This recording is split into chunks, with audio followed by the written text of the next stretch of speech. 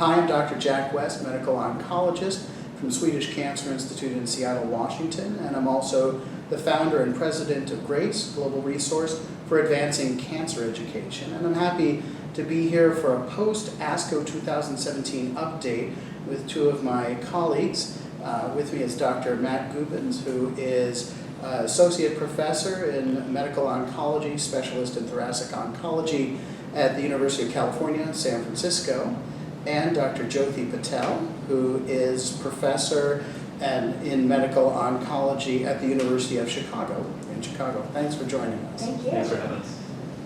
There's one other thing that I thought was pretty provocative at ASCO this year, and that was a series of a couple of institutional reports talking about enhanced sensitivity to chemotherapy after immunotherapy. These are early and chart reviews, and so with all the caveats, we really need to watch how this data evolves in a more concerted fashion. But in essence, patients who had immunotherapy and then went on to get chemotherapy because the immunotherapy was no longer effective, the chemotherapy was much more effective than we would have thought based on our historical comparisons. So there may be an element of sequencing. It may be that holding on and not making that change because of fear of chemotherapy, we really need to put that to rest.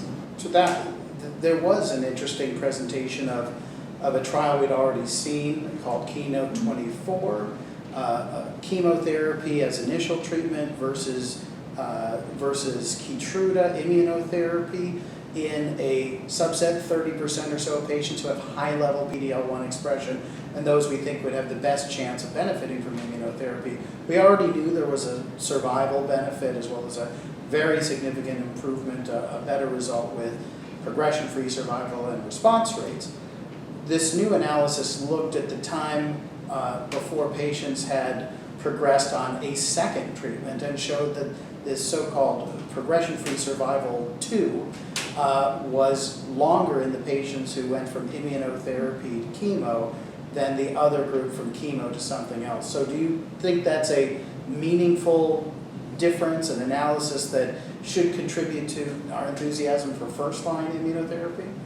Well, absolutely. My takeaway from that study was that that sequence does matter and that you probably don't salvage patients. I mean, we know that even with the best of intentions, motivated patients, motivated doctors, that often we don't get to second-line treatment, either because the cancer worsens or side effects happen.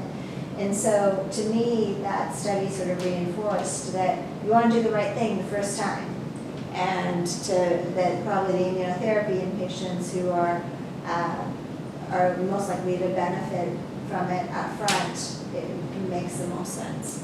I totally agree, and I think that really gets to the point we talked about before, where we really have to be advocating as much as possible for adequate biopsy, adequate tissue from the beginning, because if you don't know the PD-L1 status to choose the right sequence, you're missing out. If you don't have the targeted mutation identified, you're missing out. And so it's not enough to be satisfied with a small biopsy where you can't answer these questions. It used to be enough to know cancer, no. Then it was important to know whether you had adenocarcinoma or squamous. Now we need to know adenocarcinoma or squamous, PD-L1 status, mutation status, at least in the non-squamous patients. So that really has to be an important part of our advocacy and education.